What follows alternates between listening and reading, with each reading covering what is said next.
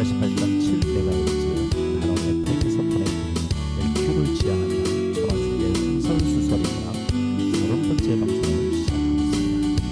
참고로 LQ는 낮은 수준을 뜻하는 로우 퀄리티의 중간입니다. 저는 진행을 맡은 천원서.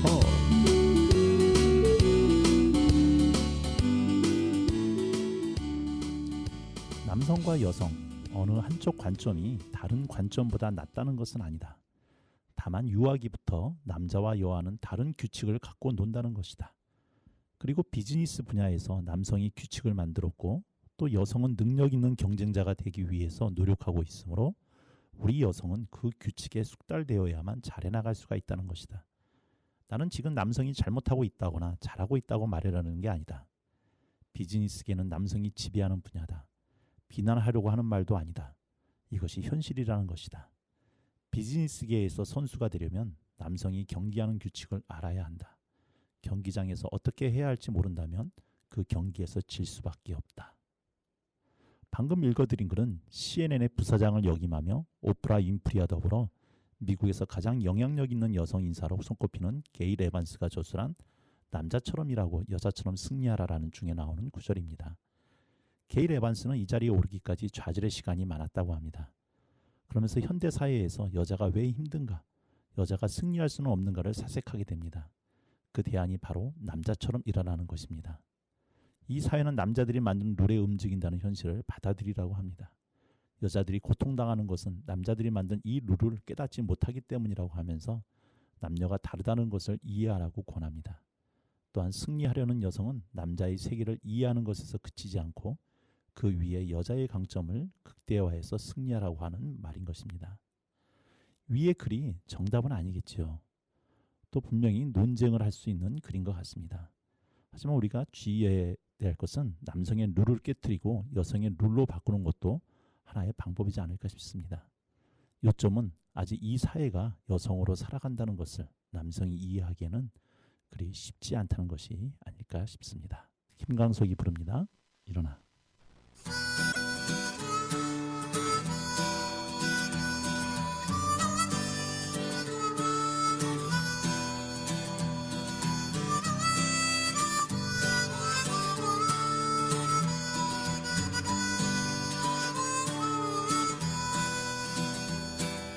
검은 밤의 가운데 서 있어 한치 앞도 보이질 않아. 어디로 가야 하나 어디에 있을까 둘러봐도 소용없었지.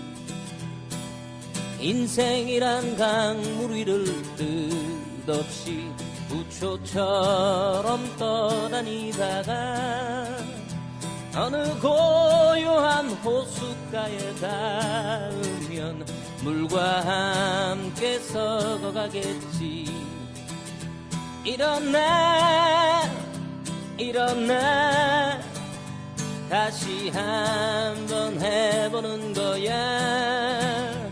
일어나 일어나 봄의 새싹들처럼 끝이 없는 말들 속에 나와 너는 지쳐가고 또 다른 행동으로 또 다른 말들로 스스로를 안심시키지.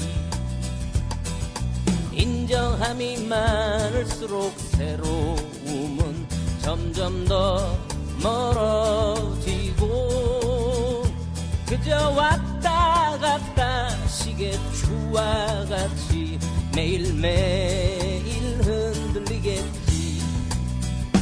일어나 일어나 다시 한번 해보는 거야.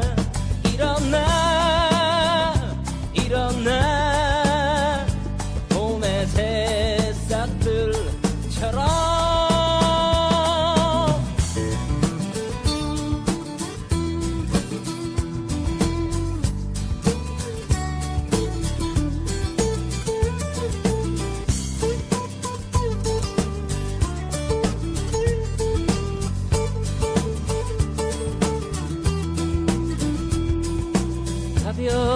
오래 산다는 건 결국은 스스로를 얽어내고 세상이 외면해도 나는 어차피 살아있는 걸. 아름다운 꽃일수록 빨리 시들어가고 햇살이 비치면 투명하던 이슬도 한순간에 말라버리지. 일어나 다시 한번 해보는 거야. 일어나 봄의 새싹들처럼.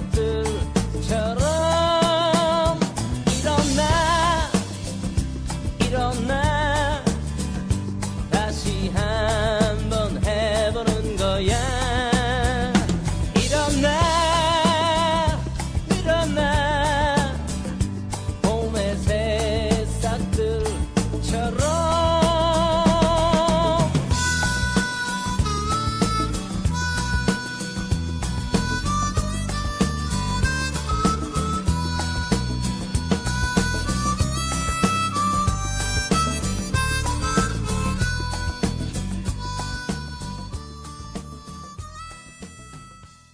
네, 오늘은 특별히 남성들의 세계에서 여성들만의 어떤 힘을 보여주고 계신 그런 귀한 분을 좀 모셨습니다. 판소리, 우리나라의 가장 전통적인 소리이면서도 또 의외로 좋아하시는 분은 좋아하시지만 또 그렇게 젊은 층들을 중심으로 해서는 그렇게 많이 대중화되어 있다라고 얘기하기에는 좀 아쉬운 점이 있지 않을까 싶은데, 그것을 여성분들이 모여서 여성 국곡으로 승화시켜서 공연을 하고 계신 우리 안산의 대표적인 문화인 예술인이시죠. 우리 선생님을 모시고 한번 여성 국곡이 무엇인지 우리가 궁금한 것들을 같이 이야기 한번 나눠보도록 하겠습니다. 네, 선생님 안녕하세요. 네, 안녕하십니까. 네, 자 본인 소개 좀 직접 부탁드리겠습니다. 네, 안녕하세요. 저는 여성국곡 제작소 단체 대표를 맡고 있고요. 그리고 안산에서는 사단법인 한국 판소리 보존의 안산 지부장을 맡고 있는 소리꾼 박수빈입니다. 네, 박수빈 선생님. 박수. 네. 네. 아니, 좀 오늘 그렇게 해주실 줄 알았어요. 저는 뭐냐면 이리 온너라 걷고 놀자 이 얘기였죠. 네.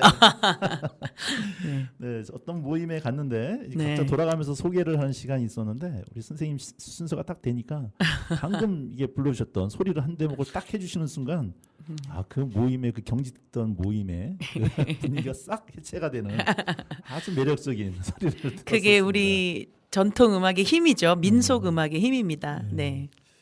자, 죄송합니다만 네. 지금 목소리를 들어서는 우리 청취자분들이 지금 연배를 잘 가늠을 못하실 것 같아요. 네, 네. 보통 판소리 하면 제가 인트로에서도 말씀드렸지만 젊은 사람들이 뭔가 가까이 하기에는 좀 어딘가 시대적으로 뒤떨어진다는 느낌을 받는 것도 솔직히 사실이거든요. 그런 의미에서 혹시 이거 말씀을 하시는 분이 연배가 있으신 분이 아닐까 이렇게 생각을 하실 수 있을 것 같은데, 네. 그런 의미에서 저는 이제 청춘의 끝자락에 있는 청년의 끝자락에 있는 청춘은 이제부터 시작이고요. 85년생입니다. 15년생. 네, 소띠예요. 네. 우리나라 일반 나이로 치면 39이죠. 39. 네, 예전 이제 만으로 가니까 이제 38. 저희가 이제 그 요새 트롯 열풍이다 보니까 네네. 트로트에 나와서 하는 젊은 처자들 또는 이게 청년들이 의외로 판소리 전공하신 분들이 와가지고 트롯을 많이 하셔서 그 트롯 창법으로 창의 창법으로 판소리의 창법으로 트롯을 부를 때 느끼는 어떤 감흥이 참 좋더라고요, 개인적으로는. 그래서 많은 분들이 이 판소리에 대한 또 새로운 관심도 있지 않았을까 싶은데, 우리 선생님께서는 어떤 계기로 판소리를 하시게 되셨는지 본인의 좀 그 이력이랄까요? 이런 것들을 잠깐 좀 소개 좀 부탁 좀 드리겠습니다. 네. 저 같은 경우에는 이 판소리가 대중문화인지 아닌지 뭐 그런 생각도 할 수 없는 나이인 9살에 국악에 입문을 했어요. 그냥 TV에 나와가지고 누군가가 소리를 하는데 저는 그냥 한순간에 반해버렸어요. 그런데 이제 판소리를 시작하기에는 주변에 누구한테 물어볼 사람도 없고 저게 판소리인지도 모르고 그럴 때였고 그러다가 이제 학교에 등교를 하는데 어디서 뭐 징 하고 울리는 소리가 들리는 거예요. 그래서 저게 뭐지? 그래서 조금 더 가까이 가니까 좀 쿵짝쿵짝 징 그리고 조금 더 가까이니까 개갱지 이런 소리가 막 섞여서 오는데 그때 제가 느꼈던 어떤 황홀경 여기는 무조건 들어가야 되겠다 해서 4학년이 돼야 풍물반에 들어갈 수 있었는데 제가 그냥 2학년 때부터 문을 두드려서 결국에는 3학년에 와리풍물을 시작했죠. 제가 안산에서. 네. 학교 사물 놀이. 네, 풍물. 안산은 그 당시에도 웬만한 모든 학교에 와리풍물 수업이 있었어요. 그래서 제가 시작은 와리풍물로 했고 그 다음에 초등학교가 졸업할 때까지 열심히 풍물을 하다가 중학교 딱 들어가는 순간부터 이제 판소리를 하게 된 거죠. 지금 초등학교, 중학교, 고등학교 전부 다 안산에서 좀 다니신 거죠? 저는 초등학교, 중학교 안산에서 나왔고요. 고등학교는 제가 검정고시를 봤습니다. 네. 어떤 점이 그렇게 좋으셨어요? 그냥 저는 이렇게 말하면 뭐 좀 웃길 수 있겠지만 운명이었다. 너무 좋아서 한번 그 국악에 빠지고 나니까 그냥 온 친구들한테 귀에 이어폰 꽂아주면서 야, 한 번만 들어봐. 한 번만. 진짜 좋지 않냐? 여기 이 대목 진짜 좋지 않냐?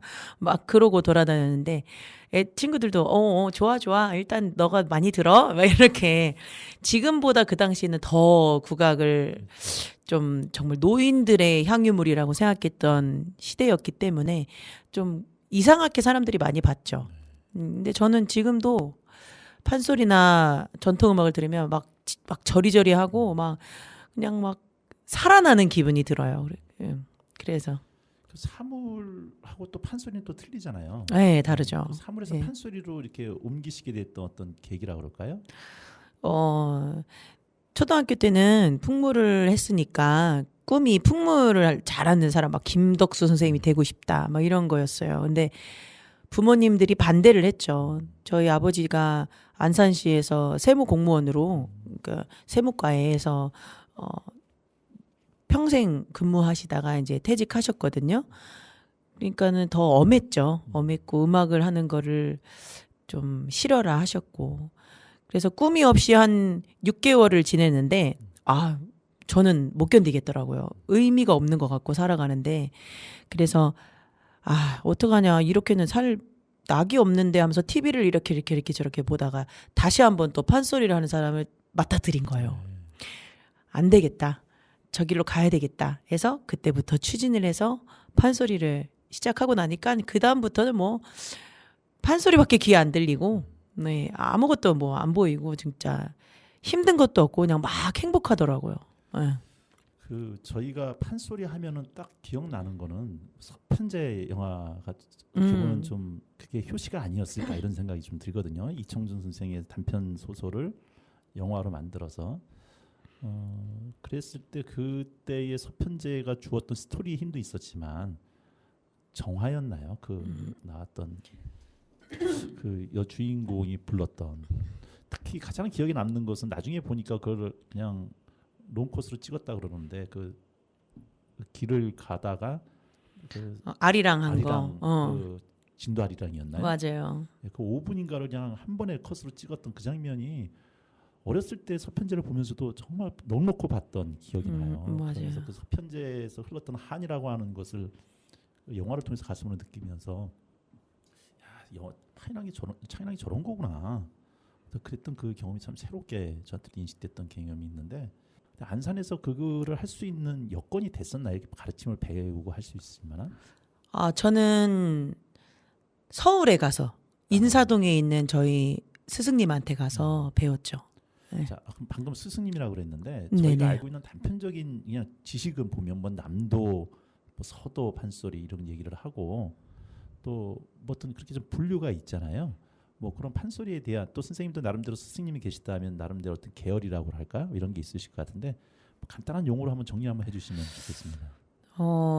그냥 이제 이게 바디라고도 얘기를 하는데 이제 누군가한테서 누구의 스타일을 배웠냐 하는 걸 이제 바디라고 하고 누구째 그러면은 누가 조금 그거를 정형화 시켰느냐라는 게 이제 째가 붙어요. 그냥 내가 정형화 시킨다고 갑자기 박수빈 째가 되는 건 아니고 제자가 일단 많아야 돼요. 막 예를 들어 박수빈이 뭔가를 조금 이렇게 딱 만들어서 정형화를 시켜놓고 제자가 좀 많아. 그래서 그 제자들이 각 지역에 가서 소리를 가리킬 수 있는 스승이 됐다. 이러면 박수빈 째가 되고 박수빈 바디라고도 이제 붙여지게 되는 거죠. 그러는 저는 이제 정응민 째를 배웠고요. 강산째라고도 부르는데요. 서편째, 동편째 중간에 중고째라는 것이 있어요. 그래서 동편째라고 하면 우직하고 좀 남성스러운 소리고 서편째라고 하면 조금 서글프고 여성적인 소위 말하는 여성성이 강한 소리라고 얘기를 하는데요. 중고째는 그 중간 슬픈 대목은 슬프게 부르지만 조금 담담하게 그리고 재밌는 대목은 아주 익살스럽게 부르면서 조금 덜렁째라고 하는 뭔가 판소리에 너무 답답한 어떤 발성 아닌 이외에 좀 특유의 어떤 성음들까지 들어가 있는 어떻게 보면은 제일 나중에 정형화는 됐지만 어떻게 보면 가장 고째의 소리를 하고 있는 거죠. 그 의미를 조금만 더 붙이면 옛날에는 그렇게 나눠지지를 않았어요. 다 후대에서 자꾸 나누는 거거든요. 이제 공부를 하시는 분들이나 뭔가를 정형화하고 싶은 사람들이 이제 자꾸 나누는 건데 그전에는 이제 중고째 지금으로 말하면 중고째의 소리가 보편화돼 있던 대중적인 소리였고 그 다음에 동편째, 서편째로 나누면서 어쩔 때는 동편째가 대중적인 소리, 판소리가 그 당시에는 유행가 같은 거였으니까 서편째가 대중적인 소리 이렇게 막 시대를 왔다 갔다 했던 거죠. 그 중에서 저희는 중고째, 정응민째 이런 걸 한다 이렇게 생각하시면 됩니다. 정응민 선생님이 이제 스승님이 되신. 저희 스승님은 박계자 향자 선생님이고요. 정응민 선생님의 제자의 제자. 와, 네. 그럼 4대째래. 그렇죠. 그럴 수 있겠죠. 네. 네. 그러면은 그 가서 배우시고 오시고 왔다 갔다 어렸을 때 힘들진 않으셨어요? 그냥 재미 때문에 뭐 전혀 모르고 다니셨는 건가요? 전혀 몰랐어요. 지하철을 한번 타면은 그냥 귀에 이어폰 딱 꽂고 판소리 책 이렇게 막 이렇게 체크하면서 여긴 올라간다. 악보가 없으니까 판소리는 가사만 딸랑 있거든요. 거기에 내 나름의 악보를 그림을 그리면서 막 하면 금세 도착해 있고 뭐 또 금세 돌아와 있고 안산에 도착했고 막 그랬어요. 이게 스승님이 한 소절을 부르면 따라 부르고 뭐 이렇게 도제 형식으로 배우시는 거잖아요. 그렇죠. 그렇게 배웠죠. 그런 흐름들을 그대로 따라서 해야만 유능한 제자인 건가요? 아니면 자기의 어떤 스타일이나 이런 걸 섞어야 되는 건가요? 일단 그대로 따라하고 뭐 막말로 선생님 밥 먹는 습관까지도 따라하는 게 맞고요. 그 다음에 조금 내가 익숙해졌고 내가 발성을 얻었고 어느 정도의 세월도 겪었다라는 생각이 들고 나서부터 조금씩 나만의 색깔이 나오게 되는 거죠. 일부러 넣는 게 아니고 어쨌거나 사람마다 성격이 다르고 목소리가 다르고 개성이 다르잖아요. 그래서 나도 모르는 사이에 어느 순간 나와 있는 게 자기만의 스타일이 되고 그게 이제 또 고착화가 되는 거죠. 네. 그 아까 이제 소리를 얻는다 그랬는데 우리가 생각하는 판소리 하면 막 폭포 밑에서 소리를 질러대고 해서 목이 쉬고 피가 터져 나오고 그래서 득음을 했다 그러죠. 그런 식으로 소리를 배우신 건가요? 그렇죠. 그런 식으로 배우고 지금도 그런 식으로 트레이닝하고 있어요.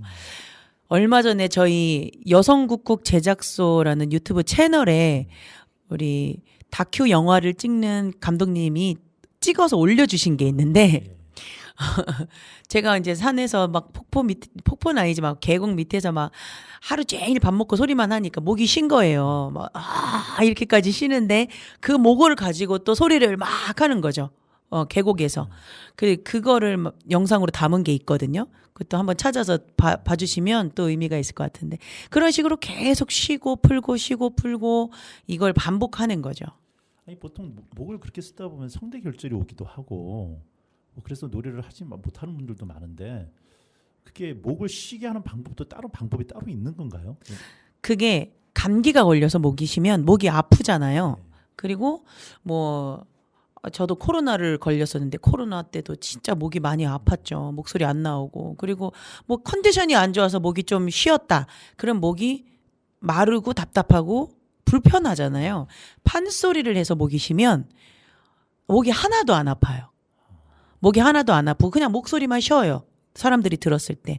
그런 제대로 쉬는 방법을 터득해서 제대로 쉬는 거를 계속적으로 쉬었다 풀었다 해야지 일부러 막 옛날에 이제 소위 말해서 노는 언니 오빠들은 상권부 가서 너 목 안 쉬면은 뭐 혼나 이렇게 이제 엄마 아빠가 그러니까 막 담배 피고 술 먹고 막 이래가지고 목 쉬게 하고 그랬는데 그렇게 하면은 소리에는 이득이 없고요. 정말 제대로 최대한 노력해서 판소리를 하는 방식으로 그러니까 복식 호흡 해가지고 그 요령 있잖아요. 발성의 요령 그렇게 해서 쉬어야 되는 거죠. 네. 지금 이제 발성 얘기가 나오셔서 또 질문 하나 드린다면 우리가 판소리에서의 발성법과 네. 일반 대중 가요를 부르시는 분 아니면 성악을 하시는 분들의 발성법과는 어떤 차이가 좀 있는 걸까요? 제가 뭐 성악과 뭐 대중가요의 발성을 정확히 알지는 못하지만 처음에부터 저는 판소리를 접해서 판소리를 공부했잖아요. 그러다가 목이 한번 완전히 꺾였다고 표현을 하죠. 노래가 소리도 안 나오는 아픔을 겪었어요. 그랬을 때 제가 판소리로만은 극복할 수 없으니까 여러 방법을 찾았죠. 락 하시는 분한테도 락 보컬 트레이너 뭐 아니면은 가요 실용음악 보컬 트레이너 아니면은 성악 트레이너 이런 분들을 찾아갔어요. 그랬을 때 제가 느낀 점은 기본적인 디테일한 거 뭐 소위 말해서 우리가 전문 용어로다가 아구를 사용하는 입을 어떻게 쓰느냐 발음을 어떻게 표현하느냐가 또 조금씩 다르지만 그 외에 기본은 다 똑같다. 이거를 저는 느꼈거든요. 그래서 목을 최대한 조이지 않고 최대한 열어놓은 상태에서 몸속에 있는 어떤 늑막과 폐 이런 거를 최대한 자유롭게 열어주면서 뿜어내는 거. 이게 이제 모든 발성의 기본인 거는 똑같더라고요. 그래서 그거를 터득하면서 소리도 많이 편해졌고 힘들게만 했던 소리도 많이 그러니까 너무 좋지만 육체적으로 힘들었거든요. 근데 그게 너무 많이 편해졌고 그리고 다른 제자들을 키울 때도 훨씬 고생 안 하고 갈 수 있는 방법들을 알려줄 수 있게 된 거죠. 그래서 기본은 다 똑같은 것 같더라고요. 그렇군요. 자, 지금 이제 선생님을 제가 처음에 소개할 때는 여성 국극이라고 지금 말씀을 드렸고, 네네. 지금은 이제 여성 국극의 어떤 기본이라고 하는 판소리를 좀 말씀을 좀 드리고 있었어요. 네. 지금 현재 선생님이 느끼시는 우리나라에 있어서의 판소리의 어떤 뭐 대중들의 호응이라 그럴까 아니면은 뭐라고 하죠? 이게 어느 정도까지 이렇게 저변화돼 있다라고 이렇게 느끼시는지 모르겠네요. 제가 필드에서 느낀 느낌으로 보면은 굉장히 많이 성장했다라고 볼 수 있고요. 한 10년 전만 해도 야외 축제 큰 페스티벌에서 제가 공연을 하게 되면 앞에 막 밴드가 와서 공연하고 자 다음은 판소리 춘향가 중 한 대목을 불러드릴 명창 선생님을 소개합니다. 이러면 쫙 썰물 빠져나가듯이 관객들이 쫙 빠져나갔어요. 예. 그거를 무대는 항상 약간 높잖아요. 높은 곳에서 바라보면 정말 만감이 교차하는 그런 시기가 있었거든요. 근데 이제 지금은 그렇게 빠져나가시지도 않고요. 정말 많은 분들이 일부러 판소리를 찾아서 보고 싶고 좀 유튜브 같은 것도 막 검색을 많이 해보시는 젊은 청년들이 많이 생겼고 청년보다는 사실은 그 아래 초, 중, 고등학생들이 굉장히 판소리에 관심이 많아졌더라고요. 그래서 정말 희망적으로 보고 있고 더욱더 전통 판소리의 어떤 새로운 시도들도 많이 해야 되지만 전통 판소리의 어떤 먹과 맛을 많이 담아놓는 컨텐츠들이 많이 생겼으면 좋겠다라는 생각도 많이 들죠. 네. 그 TV 예전에 지금도 하는지 모르겠는데 토요일 날 낮 시간 되면 KBS 국악마당이라고 해가지고 네, 국악한 마당. 네. 네. 거기서 이제 뭐 여러 가지 국악에 대해 들려주셨는데 저도 가끔 보려고 하다가도 듣다 보면은 어느 순간 이제 편을 돌리게 되는 경향이 좀 있었어요. 그런데 막상 현장 가서 들으면 그 어떻게 피할 수가 없는 그 빠져듦이 좀 있었거든요. 그리고 이제 가끔가다 퓨전 또 국악하시는 분들이 있어가지고 음악을 듣다 보면 그래서 현장성이라는 게 참 중요하다는 생각이 좀 드는데 판소리하고 마당놀이하고 또 지금 여성 국곡이라고 하면 어떤 공통점과 차이점이 좀 있을 것 같은데 좀 구분을 좀 해주신다면 어떻게 저희가 구분할 수 있을까요?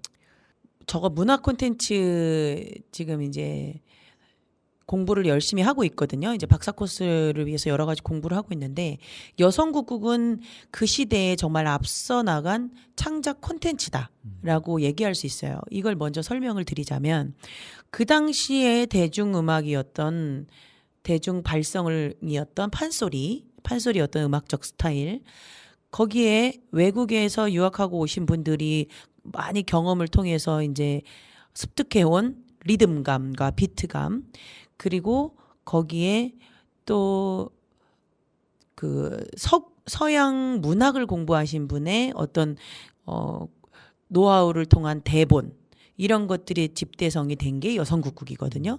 그야말로 우리나라에서 처음 만들어진 최초의 뮤지컬이죠.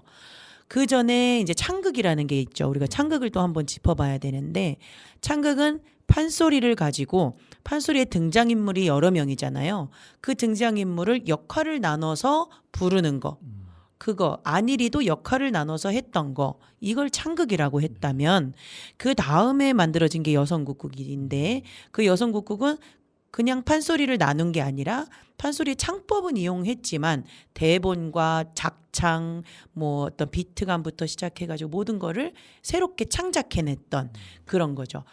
그리고 나서 만들어진 게 또 마당놀이예요. 마당놀이는 굉장히 후에 만들어진 거죠. 마당놀이가 국국 뒤에 있었던 얘기인가요? 그렇죠. 마당놀이는 김성녀 선생님과 그 주축이 되는 이제 남성 두 분 제가 지금 성함이 갑자기 기억이 안 나는데 그렇게 그분들이 주축이 돼서 만든 장르죠. 90년대인가 80년대인가 이렇게 아마 80년대. 명절 때마다 항상 인기가 있었죠. 그렇죠. 맞아요.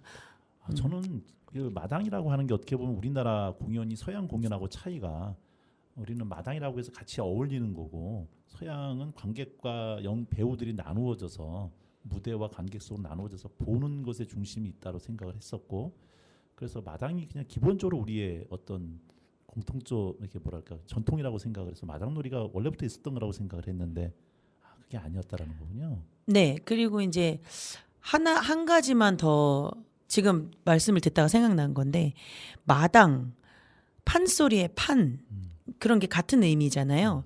근데 이제 무대에서 정형화된 어떤 거가 이제 서구고 우리 한국은 마당이다 이렇게 생각해 볼 수도 그렇게 이제 문헌에도 많이 나오는 게 있지만 사실 조금 더 생각해 보면 옛날에 더 과거로 가보면 서양도 마당에서 예술을 시작을 했거든요. 그래서 이게 전통이냐 민속이냐 아니면은 양반들 아니면 귀족들의 향유물이냐 이 차이가 조금 나뉘는 것 같아요. 그쪽으로 갈 수 있을 것 같아요. 그래서 판소리, 마당놀이 이런 거는 우리 민중들 이렇게 좀 쉽게 말해서 대중들의 어떤 문화라고 할 수 있고 그 이상 뭐 정악이나 이런 쪽으로 가거나 뭐 클래식 이런 게 가면은 양반이나 귀족들 무대에서 만들어진 문화라고 할 수 있겠죠. 우리 선생님께 노래를 부탁을 드렸더니 좀 추천해 주신 게 여성 국극 직접 부르신 거죠?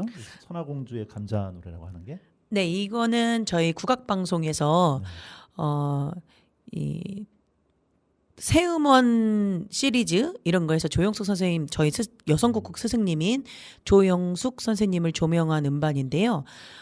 여성국극 선화공주의 한 대목인데 3명이 같이 불렀습니다. 네.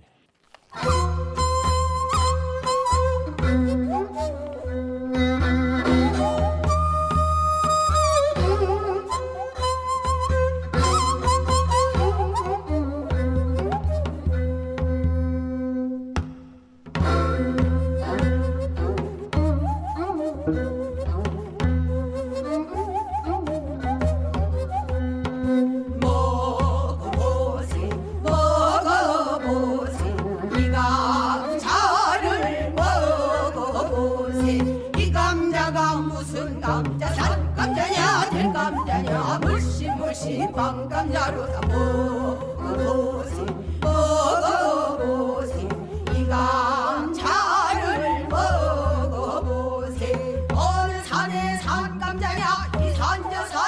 깊어도 산감자가 열렸으니 이 감자가 그 감자다이라 먹자 어라 먹자 산이면 나 산이며 감자면 나 감자야 이 감자로 말은인데 우리 성동이가 말 못할 소원 있어 전령의 금수가 어느 곳한 가지기 보려고 이 감자를 지고 왔네 감자가 이걸 저겠다 모르게 타는 가슴 모자이나 답답할고 먹어보세 먹어보세 이 감자를 먹어보세 이놈들아 쓸데없는 소리 그만하고 감자나 구워들 먹어. 알았어. 감자 먹자.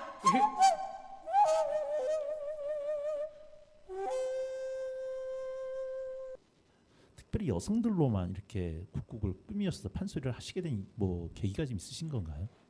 저는 이제 여성국국의 3세대예요. 저희 스승님이 지금 연세가 90이신데 여성국국의 1세대시고 그 다음에 2세대가 있었고 3세대가 있었지만 이제 있었다고 볼 수 있는데 거의 이제 너무 여성국국이 거의 이제 사장되다시피 했었던 시절이 좀 있어서 제가 3세대로 이제 칭하게 됐는데요. 근데 그 당시에 이제 여성국국은 해방 직후에 생겨난 장르예요. 해방 전에는 전통음악이라는 단어를 썼고 그 이후에부터 국악이라는 단어를 쓰기 시작했거든요. 그 국악이라는 단어를 쓰게 된 이유가 우리나라의 음악을 우리 국민들이 너무 천시한다. 조금 더 이 이미지를 끌어올리고 다시 옛날의 그 대중성을 찾아야 한다는 게 목적이었거든요. 그래서 그때 하나의 방편으로 또 만들어진 게 여성국국이라는 하나의 장르가 돼요. 근데 그 중에서도 또 왜 여자들끼리만 이루어졌느냐라고 보면 그 당시 판소리는 주류 문화였기 때문에 남성들이 굉장히 남성과 여성의 차별이 굉장히 심했어요. 똑같이 판소리를 어렵게 공부했지만 여성은 이제 마치 기생이라고 좀 치부를 해버리고 남성은 명창 소리꾼 이렇게 칭송은 받고 물론 무대 밑에서는 같이 천시를 했던 시기지만 무대 위에서는 그래도 막 존칭도 해주고 그랬던 시기였거든요. 그래서 여성 소리꾼 자체도 남성이 입체창이나 창극을 할 때 쓰이는 어떤 소유물 정도로 쓰였던 시기였는데 여성 소리꾼들이 이제 좀 그 부분에 환멸을 느끼기도 했죠. 그래서 우리끼리라도 조금 더 새로운 버전을 만들어 보자. 정말 대중들이 좋아할 만한 거를 만들어 보자. 이렇게만 따라 하듯이만 해서는 이러다 판소리도 없어지고 다 없어진다. 이런 문화 운동 같은 게 일어났던 거예요. 그래서 여성국국 동호회 뭐 이런 식으로 이름을 시작해서 했었죠. 소리꾼들이. 당대 최고의 명창들이 만들었고요. 박귀 선생님이나 뭐 김소연 선생님이나 뭐 여성국 당대 최고의 소리꾼들은 여성국국 안 거쳐가신 분이 없을 정도로. 근데 그렇게 최고의 여성 소리꾼들이 모여서 하다 보니까 이제 너무 재밌고 그렇게 하나의 어떤 한 획과 한 장르, 한 문화를 만들어낸 게 여성국극이었던 거죠. 자, 보통 판소리 하면 신지호 선생이 이제 나름대로 정리를 해서 만드는 12마당이 있었고 지금까지 이제 창과 안일이가 같이 전달되는 건 5마당 정도로 알고 그래서 우리가 보통 판소리 하면은 5마당을 주로 완창을 했느냐 이런 걸로 따지게 되는데 지금 방금 들려주신 것은 선화공주라고 하는 기존에 우리가 알고 있는 판소리 12마당이 아닌 것으로 지금 이렇게 노래를 해주셨단 말이죠. 이런 것들도 직접 다 창작을 하신다는 거잖아요. 네, 그 당시에 40년대, 50년대 선생님들이 그 최고의 작곡가, 최고의 뭐 극작가 이런 분들이 함께 하면서 만들어낸 거죠. 그 판소리와 창극과 여성국극의 차이점이 뭐냐는 질문을 제가 굉장히 많이 받는데 여성국극은 말 그대로 창작물이에요. 전통을 기반으로 한 창작물이고 아주 그 당시로 보면 서구 문물을 혁신적으로 받아들였지만 무대 장치부터 시작해서 의상 그때 시스루 여기 겨드랑이 다 파인 시스루도 있고 그랬거든요. 그 당시에 그 정도로 혁신적인 문화를 냈지만 그 안에서 한국의 맛과 한국의 정서를 흡수시킨 스며들게 만든 어떤 K 창작물이었던 거죠. 마치 서양의 오페라를 창곡으로 하는 듯한 느낌으로 이해가 그쵸. 되나요? 그래서 또 대표적인 작품 중에 그런 게 있어요. 투란토트, 오페라 투란토트를 그 당시에 여성국극으로 만들어냈었죠. 그게 정말 햇님 달님이라는 제목으로 바꿔가지고 올렸는데 대대적인 인기가 있었고 시대적으로 남성상 여성상이 정확했잖아요. 근데 그것을 막 아주 완전히 해체하지 않으면서도 환상적인 어떤 역할의 분배를 만들어냈던 그런 무대였죠. 그 시대에 이미. 네. 그 잠깐 이렇게 소강되는 기간이 좀 있으셨다 그랬는데 네네. 3세도 넘어올 때 뭐 그랬던 이유가 있었나요? 저는 이제 대물림 돼서 배우다 보니까 처음에는 그냥 없어질 만하니까 없어졌겠지 이렇게 생각했어요, 사실은. 근데 공부를 조금 해봤죠. 논문 같은 것도 찾아보고 이제 그런 거를 보다 보니까 민속학이 생기고 국립창극단 그리고 국립국악원이 생겼던 시점이 거의 비슷한 시기에 생기거든요. 그때 대학교의 국악과도 거의 비슷한 시기에 생겨나고요. 그랬을 때 주축이 되었던 분들이 또 이제 남성 창극을 하시던 분들이었어요. 그러니까 창극의 대표자들, 그러니까 남성 소리꾼들이었죠.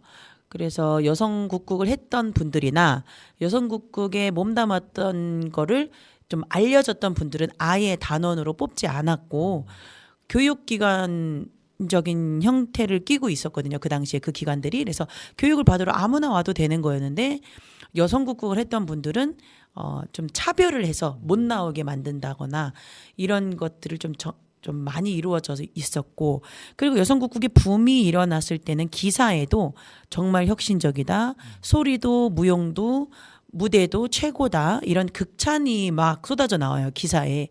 근데 그 방금 조금 전에 말씀드렸던 그 기관들이 막 민속하게 막 만들어지고 막 그때 이후에는 갑자기 국악계의 이단이고 마치 사회의 악이라는 듯이 우리 전통을 훼손시킨 하나의 장르라는 식으로 갑자기 폄하하는 그런 기사들이 쏟아져 나오죠. 정책적으로 어떤 의도적으로 사장된 거라고 저는 그래서 생각하고 있습니다. 네. 반대로 이것이 다시 재유행이라고 할까요? 부흥하게 된 계기는 또 뭐였을까요? 조금씩 죽지 않고 살아는 있었어요. 선배님들이 그래도 계속 하셨기 때문에. 근데 그 이후에 이제 90년대가 넘어가면서 여성들의 어떤 인권에 대한 재조명이 다시 시작이 되죠. 그 중에 어떤 인문학을 하시는 분들이라든지 문화 이런 걸 공부하시는 분들이 여성국극에 대해서 조금씩 알기 시작했어요. 공부를 하다 보니까. 그래서 그것을 조금 재조명하는 논문이 나오게 되고, 그것을 재조명하는 어떤 프로그램을 만들고 전시회를 만들고 이렇게 하면서 조금씩 전파된 거죠. 그러면은 지금 여성국극이라고 하는 하나의 분야가 이제 독립된 분야로서 이렇게 설정이 좀 돼 가고 있다라고 좀 볼 수 있는 건가요, 그러면? 네, 이미 여성국극은 창극과 다른 한 장르로 분류되고 있고요. 그 장르가 갖고 있는 어떤 특징과 그리고 좀 특징 말고 좋은 점, 장점들을 많이 알리려고 노력을 하죠. 근데 아직까지는 그 여성국극의 여성이라는 그 두 글자 때문에 사람들이 좀 더 깊이 알아보려도 하지 않는 경우들도 있어요. 그거는 그냥 여성들끼리 만든 어떤 그냥 여자 연극단 이런 것처럼 그냥 여자들끼리 하니까 여성 붙였나 보다, 이렇게 생각하고 깊이 이렇게 좀 알아보려고 안 하는 분들이 많은데, 사실은 이제는 하나의 장르로 완전히 고착화돼 있고, 그 가장 큰 역할을 해줬던 거는 웹툰 정년이라는 게 있거든요. 그게 이제 2000년대에 나왔는데요. 웹툰 정년이가 엄청나게 10대들 사이에서 인기가 생긴 거예요. 10대, 20대 초반, 30대까지도 안 가죠. 근데 도대체 여성국극이 뭐냐? 도대체 저게 뭔데 어떻게 저렇게 혁신적인 걸 그 당시에 할 수 있었느냐 하면서 막 이제 관심을 갖기 시작했고, 그래서 얼마 전에 올해죠. 국립창극단에서 웹툰 정년이를 창극으로 만들어서 4일만 공연을 하려고 했는데 너무 매진이 막 티켓이 너무 잘 팔려가지고 3일 연장으로 이제 했었고, 그리고 지금은 드라마도 제작을 하고 있어요. 그래서 드라마에 이제 지금 라인업을 확정인지는 모르겠지만 기사를 봤을 때는 라인업이 정말 어마어마해요. 김태리, 라미란 뭐 등등. 그분들이 직접 노래를 하신다는 거예요? 노래는 조금 배우겠죠. 근데 연기를 하시고. 근데 제가 조금 이야기 지금 이어도 되나요? 네. 여성국국하고 창극과 또 다른 차이점이 뭐냐고 하면 창극은 다 판소리를 잘해야 된다라는 어떤 그런 게 있었어요. 판소리? 그러니까 판소리를 모든 출연진이 다 판소리를 잘해야 된다는 그런 어떻게 보면 룰이라 그래야 되나? 그런 게 있었어요. 근데 여성국국은 아예 소리를 하지 못하는 분도 들어와서 함께 공부해 가면서 여성국국의 어떤 그런 멋과 어떤 여성국국이 갖고 있는 어떤 음악성을 만들어낼 수 있었죠. 그게 여성국국의 또 특징이기도 했거든요. 그거는 어떻게 보면 여성국국을 좀 많은 대중들한테 접하게끔 하기 위한 전략적인 차원이었나요? 아니면 여성국국이 가지고 있는 본래적인 그런 좀 포용성에서 나오는 건가요? 본래적인 포용성이라고 볼 수 있는데, 그거를 조금 여러 이유가 있겠지만 이제 한 가지 예를 들면, 판소리는 고착화되어 있는 가사, 그리고 뭐 목 하나가 틀리면 안 돼요. 이거를 이거 되게 비슷한 것 같지만 아주 다른 거라서 엄청 혼나면서 배워야 되는 게 판소리거든요. 근데 이제 여성국국은 말 그대로 뮤지컬 형식으로 창작한 장르다 보니까 말이 가장 중요해요. 이 말만 잘 전달하는 선에서 작곡이 된 거예요. 그래서 아까 그 감자송도 그냥 가사가 먹어보세 이 감자를 먹어보세 이게 가사잖아요. 한자도 최소한으로 사용을 했었고, 그 당시에도 50년대 40년대 만들어진 거니까 한자를 쓰기는 써요. 그러니까 대중 언어였으니까. 근데 판소리에서만큼 쓰진 않아요. 중국의 그 고어들은 쓰지를 않았죠. 아예 그 대중 언어를 사용했었고, 그리고 노래 자체도 너무 어려운 기교라든지 막 굳이 막 목자랑을 하는 걸 하지 않고 이 노래를 이 발성과 리듬감으로 전달하는 게 중요하다. 그 캐릭터에 맞춰서. 그래서 그거를 얼마든지 배우들이 직접 와서 공부하는 시간 있잖아요. 연습하는 시간 6개월이면 6개월, 1년이면 1년. 그 중에 충분히 습득할 수 있었던 거죠. 어쩌면 그런 면이 소위 이제 전통을 하신다는 분들한테서 공격받는 지점이 아닐까 싶기도 하네요. 그렇죠. 그래서 한때는 여성국국을 하면은 연극 소리를 한다 이렇게 얘기를 했던 거죠. 근데 저는 이제 판소리를 먼저 시작했고, 판소리는 판소리대로 선생님께 정말 열심히 사사하고 이수하고 있는 사람으로서 그거는 정말 단점이 아니고 장점이다. 그리고 여성국국이 최초로 연극 소리라는 걸 만들어낸 장르이니만큼 이건 칭찬받아 마땅하다라고 생각하는 거죠. 관점의 차이겠지만, 그럼 지금 스승님한테 여성국국을 한다고 했을 때 스승님도 여성국국을 하시는 분이신가요? 저희 판소리 선생님은 여성국국에 당연히 몸은 담아 쓰던 분이죠. 근데 판소리꾼이라고 할 수 있고요. 네. 여성국국을 한다고 했을 때 반대하거나 이러진 않으셨고요. 엄청 좋아하셨어요. 잘할 것 같다고. 좋네요. 네. 자, 그러면 우리나라에서 지금 여성국국 멤버라고 그럴까요? 뭐 좀 어느 정도나 지금 하고 계신가요? 뭐 한때는 여성국 사단법인 여성국국 단체가 있었어요. 종로에. 지금도 뭐 명맥은 이어지고 있으나 나라에서 지원을 해서 조금 살려보려고 했던 시즌도 있었지만 여성국국이 갖고 있는 화려함과 예술성이 많이 들어가지 못했던 어떤 여러 가지 이유로 거의 없어졌다고 볼 수 있고요. 그리고 중간에 저희 이제 언니 오빠라고 부를 수 있는 선배님들이 계셨으나 여성국국이 거의 사라지고 계속 올라가지 못하는 어떤 시점을 견디지 못하고 거의 이제 다른 뭐 판소리만 그냥 할래 아니면 뭘만 할래 이렇게 빠지셨고, 그래서 지금 현재로는 3세대로서 이거를 굳건히 지켜나가고 있는 거는 여성국국 제작소를 운영하고 있는 저 박수빈과 그리고 황지영 이렇게 두 명이 주축이 돼서 이끌어가고 있는 게 거의 유일하다고 볼 수 있죠. 참여 멤버라고 할까 몇 분 정도 되시나요? 그러면? 저희가 이제 주축은 둘이 되고요. 그리고 공연에 따라서 뭐 40명, 50명씩 모아서도 하고요. 여성국극을 쭉 몸담았던 분들도 계시고 아니면은 그냥 정극을 하시던 분들도 계시고 그렇게 되죠. 그러니까 어떤 연극 단체라든가 이런 것좀 기본적으로 소속이 돼서 거기서 하신다기보다는 각자 개인적으로 활동들을 하시다가 어떤 이제 공연을 중심으로 해가지고 기획이 돼서 이제 같이 모이시고 참여하시고 이런 형태로 좀 운영이 된다고 보면 될까요, 그러면? 네, 그렇게 되는 분들이 더 많죠. 저희가 주축이 되는 저랑 이제 황지영 소리꾼 이외에는. 네. 요번 두 번째 우리가 같이 좀 들었을 노래는 듣고 싶은 노래는 활활활이라고 하는 노래인데 우리 박수빈 선생님께서 직접 작곡하셨던 작사하신 노래인가요, 이게? 네. 제가 단체 생활을 하다가 10년 정도 단체 생활을 하다가 나왔어요. 그래서 좀 외롭기도 하고 이 예술을 꼿꼿하게 이렇게 타협하지 않고 이렇게 이어나가는 게 사실 생각보다 어렵더라고요. 25살 나이였는데도. 그래서 그 마음을 담아서 작곡 뭐 미디를 어떻게 하는지도 모르지만 막 그냥 들리는 대로 만든 곡입니다. 네. 젊은 날에 활활 타올랐으면 좋겠다는 열망을 담고 네, 그렇죠. 있습니다. 맞습니다. 네. 다시 한번 들어보도록 하겠습니다.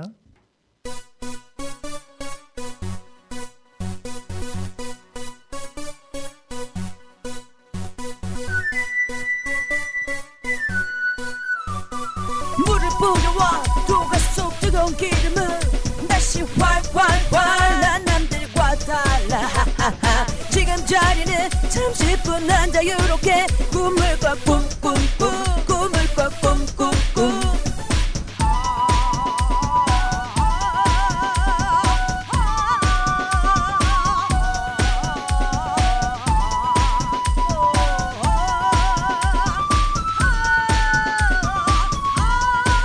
저 하늘 뚫도록 끝없이 살아가는 저들은 제쳐두고 세상은 내 맘대로 할 수 있어 내 발 아래 세상을 다가진 채로 하하하 소리 질러 오늘은 신나게 쉐리 댄스 들썩들썩 타오르는 공중의 세상이 불을 뿌려와 도가 속 뜨거운 기름은 다시 활활활 난 남들과 달라 하하하. 지금 자리는 잠시뿐 난 자유롭게 꿈을 꿔 꿈꿈꿈 꿈을 꿔 꿈꿈꿈 아마도 그랬겠지 착각했지 내가 여기까지라고 나는 못한다고 내가 할 수 있는 것은 여기까지라고 그냥 편하게 사는 게 난 좋았겠지 하지만 아닌디 다른디 비겁한디 내 속에 내가 있는디 나 걱정 내 막막해 두려워 하지만 모두 이겨내겠다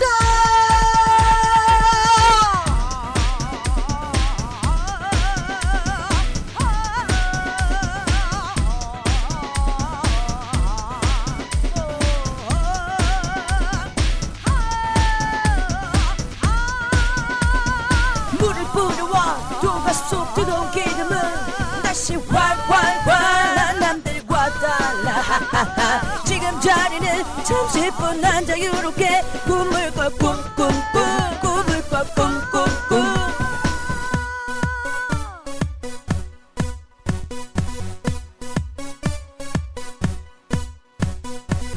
대단한데요? 이 목소리 혼자 다 내신 거예요? 네, 다 내고 마스터링도 어디 맡길 수가 없어가지고 그냥 제가 그냥 막 해서 상태가 좀 안 좋습니다. 죄송합니다. 네. 이거 처음에 들을 때는 마치 랩하는 것 같은 느낌이 좀 드는데 네네네. 중간에 그 밑으로 해서 하시는 부분 쪽에 네, 맞아요. 목소리들이 들리고 그다음에 이렇게 말씀하실 때 목소리하고 이렇게 소리하실 때 목소리하고는 혹시 좀 틀리네요. 아, 그렇죠. 네네네. 활활활. 이때 활활활은 제가 월드뮤직 단체에 오래 있었어요. 그래서 그거를 이제 작곡을 많이 입으로 작곡, 손으로 작곡 아니고 많이 했던 때라서 한 미디로 처음이에요. 정말 첫 작품이라 좀 부족하지만 의미가 있어서. 이 말씀을 듣고서 이 음악을 들으니까 이 노래의 의미라고 그럴까요? 이 감성이 제 안으로 좀 들어오네요. 그래서 이거랑 연결돼서 질문을 드린다면 첫째로는 지금 박수빈 국극 제작 연구소라고 여성국극 제작소. 네. 안산에 있는 건가요?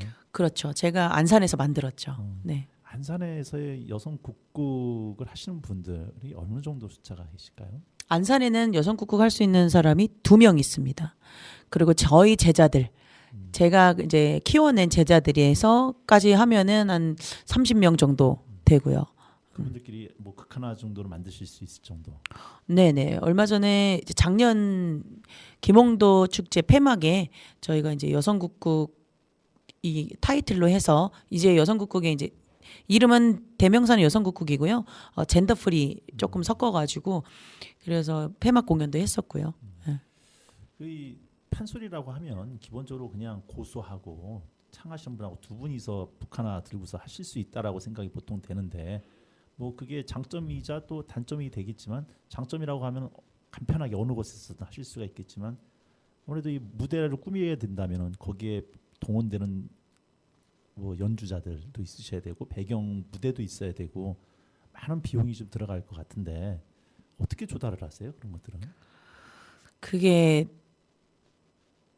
가장 큰 아픔이죠. 가장 큰 아픔이고 사람들한테 정말 많이 알려주고 싶고 예전에 저희 스승님이 그 영화를 누렸을 때 부귀 영화를 누렸을 때 그 정말 대중들의 사랑을 받았을 때 그 무대를 재현하고 싶어요. 그 재현 왜 옛날 걸 재현하냐 이렇게 생각하시는 분도 있으시지만 지금 그 무대를 그대로 옮겨놔도 충분히 혁신적일 정도의 무대였더라고요. 제가 찾아보니까. 근데 그러려면 돈이 필요하죠. 장치부부터 장치 이렇게 제작하는 사람부터 시작해서 조명도 어마어마해야 되고 뭐 음향도 출연진이 뭐 보통 40명 막 이렇게 되니까 적어도 그럼 출연진들 마이크부터 시작해서 그러면은 진짜 요즘 공연 뮤지컬 만드는 걸로 단가로 생각하면 30억이 넘어가는 무대가 만들어져야 돼요. 근데 저희 여성국국이라는 것 자체가 그렇게 지원금을 받을 수 있거나 당장의 표를 그만큼 팔 수 있는 어떤 힘을 갖고 있지는 않다 보니까 요번에도 제가 8월 30일 날 공연을 안산에서 지금 제작을 시작을 했는데 빵원 무에서 시작을 했어요. 그래서 텀블벅도 지금 크라우딩 펀딩이라고 해서 지금 텀블벅 사람들이 이제 후원을 해주고 밀어주는 거죠. 조금씩 모으고 그리고 주변에 찾아가서 좀 도와달라고 제가 뭐 사정하고 그런 식으로 해서 지금은 돈을 모으고 있는 상황인 거죠. 그 텀블벅으로 좀 하신 게 금액이 500만 원인가로 제가 지금 봤어요. 네네네. 500만 원 가지고 꾸밀 수 있는 그게 되는 것인가요? 지금? 그 500은 왜 그랬냐면 이게 텀블벅 크라우딩 펀딩은 문화예술위원회에서 지원 사업을 또 하나가 하는데 100%가 돼야지만 그 얼마를 조금 더 얹어줘요. 그래서 이제 500이 그 금액 중에 최대 금액이었어요. 그래서 그냥 500이라고 해놓은 거고 저희는 이제 5천만 원 정도가 최소 예산이 5천인 거죠. 500 받으시고 정통부에서 좀 받으시고 한 5천이 채워지는 거예요? 아니요, 그건 아니죠. 그러니까 문화예술위원회에서 500 성공하면 150만 원을 밀어줘요. 그래봐야 이제 650이죠. 이제 그 이후에 이제 표도 팔아야 되고 그리고 이제 많이 진짜 후원을 받으러 다녀야 되는 상황인 거예요. 이번 공연은 정말 무모하다고 할 수 있는 기획이었죠. 네. 어디서 하시는 건가요? 안산 문화예술의 전당 달맞이 극장에서 8월 31일 날 6시에 공연합니다. 네, 1회예요. 저희 여성국국 제작소의 젊은이들의 미래를 보여주는 공연이 아니라 지금 1세대, 2세대 여성국국을 만들어서 그 부귀영화를 누렸고 그리고 대중들에게 사랑받을 수 있는 걸 확인한 그 분들과 사라져갔지만 끝까지 지키고 이겨내려고 노력했던 2세대 지금 연세가 뭐 70, 80, 90 막 그러죠. 지금도 근데 무대에서는 뭐 현역이신데요. 그분들을 모아서 어쩌 보면 마지막일 수도 있는 그 여성국국의 매력. 그게 뭐야? 뭐 여자들끼리 뭐 하면은 그냥 뭐 저기 드래킹이랑 뭐 똑같은 거 아니야라고 생각할 수 있지만 그게 아니라는 것을 보여줄 수 있는 어떤 중요한 무대를 만들고자 해서 기획하게 됐죠.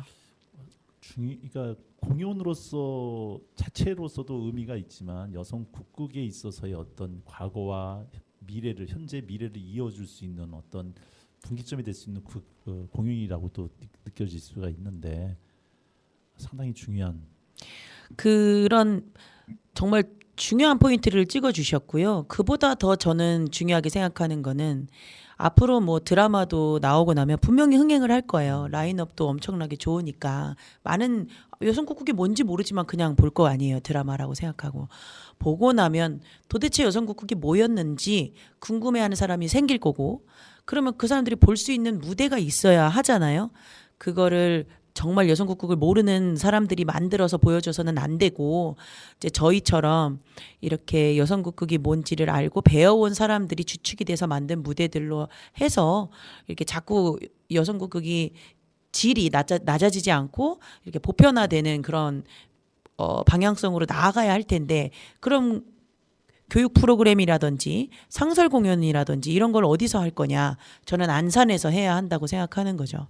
그래서 이 안산시에서 다시 새롭게 일어나는 여성국국이 조금 더 굳건하게 뿌리를 내릴 수 있는 하나의 공연이자 또 하나의 어떤 뭐라고 해야 될까요? 도장을 꽉 찍는 어떤 그런 게 되는 거죠. 안산이 김홍도와 성호로만 유명한 게 아니라 이제 여성국의 성지가 될 수 있는 날이 또 그렇죠. 네, 네요. 그렇죠. 안산의 입장에서 보면 아주 소중한 자원을 이렇게 우리가 같이 또 보유하고 있는데 아직까지 잘 알려지지 않았다라는 게 참 안타깝다는 생각이 좀 듭니다. 네, 이제 얼마 안 남았죠. 이제 제가 단원 FM까지 나왔으니까. 귀한 분 모시게 돼서 영광이고요. 마지막으로 이 방송을 들으신 청취자분들께 먼저 부탁 말씀이랄까 아니면은 여성국에 대한 뭐 마무리 말씀 한마디 좀 해주시면 감사하겠습니다. 네. 저희 여성국국 제작소는 안산에 거점을 두고 있는 단체인데요. 이번에 8월 31일 평일인데 목요일이죠. 저녁 7시에 저희가 안산문화예술의 전당 달맞이 극장에서 정말 의미 있는 공연을 엽니다. 내용은 춘향전이고요. 여성국국 레전드 춘향전 모두가 다 아는 내용인데 도대체 어떻게 꾸며질지 여성국국은 도대체 어떤 맛이 있는지 정말 그 먹과 그 향기까지 느낄 수 있는 무대가 만들어질 예정이고요. 이렇게 의미 있다는 것을 주목해주기 시작하셨어요. 여러 곳에서. 그래서 ASAC 주목과 발견 안산문화재단에서도 좀 같이 협력 주최를 해보자고 말씀을 해주셔서 홍보도 열심히 더 이제 8월 한 달간 열심히 홍보를 할 예정입니다. 지금 이 라디오를 들으시는 분들은 저한테 직접 여성국국 제작소 댓글이나 이런 부분 인스타그램 아니면은 뭐 방법이 있다면 전화번호를 아시면 전화하셔도 되고요. 어떤 방법을 연락 주시면 조금 더 좋은 방법으로 좋은 자리 예매하실 수 있도록 제가 도와드릴게요. 꼭 함께 무대에서 만나 뵐 수 있었으면 좋겠습니다. 네. 마지막으로 곡 하나 들으면서 마치도록 하겠습니다. 372의 히어로 공연. 네, 3월 삼진날 태어나서 삼질이라고 부르는 저희 스승님의 이야기를 저희가 창작으로 만들어낸 공연인데요. 실황 녹음 중 일부입니다. 네, 감사합니다. 네, 감사합니다. 그렇게 여성국국의 전설 춘행 아줌마를 처음 봤어요. 이렇게 별세계 같은 무대를 보고 집으로 돌아오니 도통 잊혀지질 않는 거라. 밥을 먹으면 그 밥그릇에 화려한 무대가 동동 떠다니고 자려고 누우면 그 여잔 듯 남잔 듯 묘한 얼굴이 둥둥 떠다니고 노래소리가 왱왱왱 들려대니 도통 잠을 잘 수가 있나. 안 되겠다.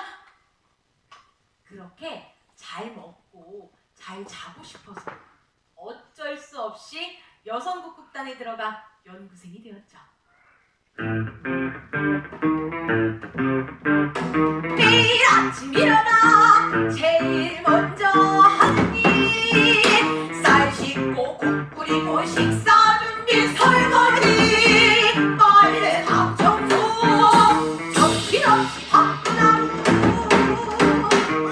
이것저것 하다 보니 벌써 애가 중천이로구나. 배우가 되려면 무겁게 춤을 출 알아야 하느니라. 잘 보고 따라를 해. 바르 판에 맞춰 천천히 올려라. 팔은 빠질 듯 아파와도 그래야 무대에서 멋있게 움직일 수 있는 법이니. 삼진이 너는 말이다. 나 연기할 때 문가래가 배떠올 때 손과 어깨를 잔뜩 올리고 뛰는 듯이 나는 듯이 그렇게 걸어봐라. 예? 아이고, 예? 슈닝 아줌마는 맨날 저한테만 뭐라고. 아무도 안 하는데. 얼른 다들 손과 어깨를 잔뜩 올리고. 그쵸? 다들 빨리 해요. 다 올리고. 했다, 아이고, 처음부터 다시. 그리고 식사 준비 설거지 말래 방 청소 정신없이 밥나무 저녁 공예 시간